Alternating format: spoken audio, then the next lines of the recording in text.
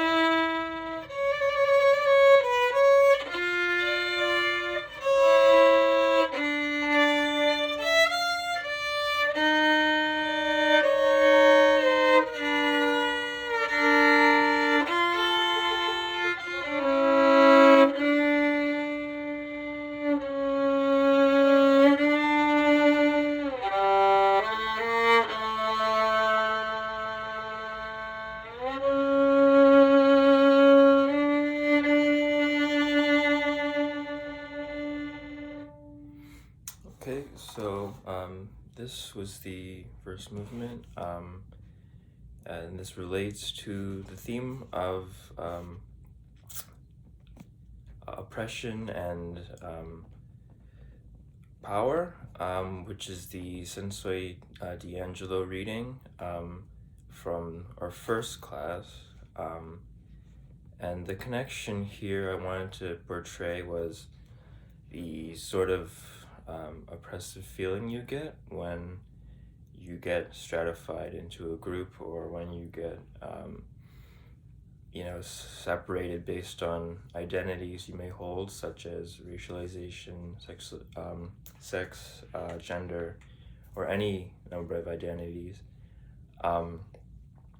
And as even a non-musical audience would understand, that piece was, it felt dark because it was written in a minor key, which is used to represent that darkness that is a part of our society and the way it's run.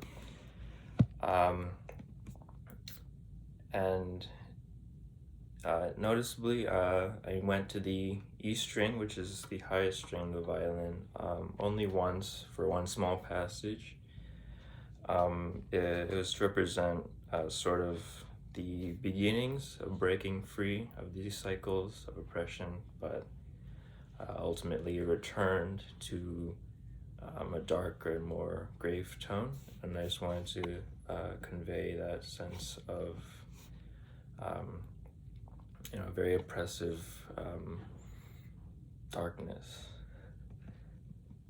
So next I will be playing the second movement.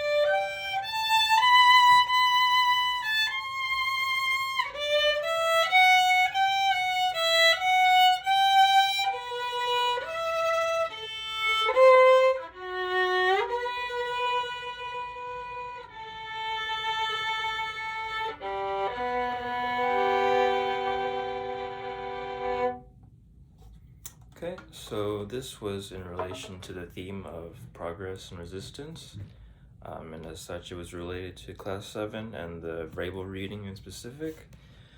So in this reading, we discussed social reform, but then also the pushback against it. And so what I hope to convey in this movement was that push and pull of progress in education, and of course, resistance towards that progress. So you could hear two opposing forces. There was the major force that was in major key and represented progress as it hoped to convey an uplifting tone.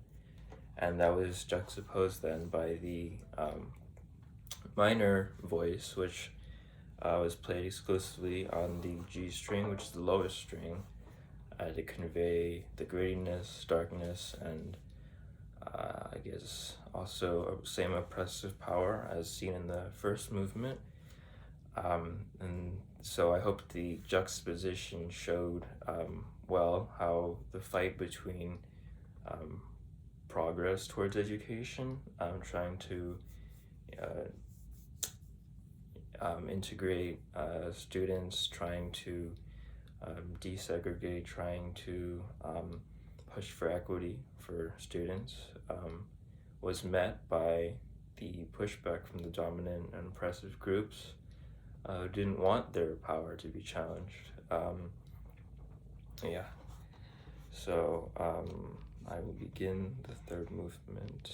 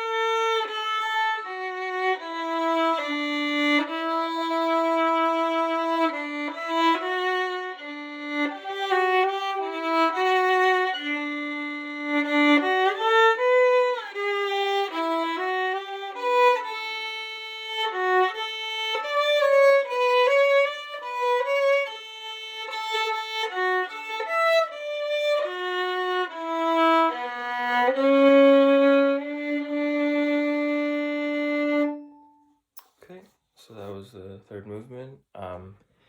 This was based on the class 12, so teaching for social justice. And I just wanted to connect this to the Zakola reading, which is teachers striking. And you may be wondering, why did it sound so uplifting for striking, pushing against oppressive systems? And my thinking behind this was the fact that teachers are able to strike, the fact that we're able to push to teach for social justice is something hopeful for the future. So this is not focused on the striking aspect. This is focused on what they are striking for. This is focused on better quality of education for students across the globe. This is for better conditions for teachers, better respect for the profession. And the piece was very, well, the movement, sorry, was very basic, very clear, Sandon hoped to convey how we're basically in the baby steps of moving first education and then hopefully society into a more positive direction. And so I hope that conveyed the ways in which education and educational reform have impacted the world and will continue to. And so, yeah, I hope this presentation was to your understanding, and I hope that it conveyed my feelings towards this course. And I want to thank you for this first semester of college and making it truly memorable and enjoyable for me. So, yeah, thank you very much, and I hope to stay in contact with you. Goodbye.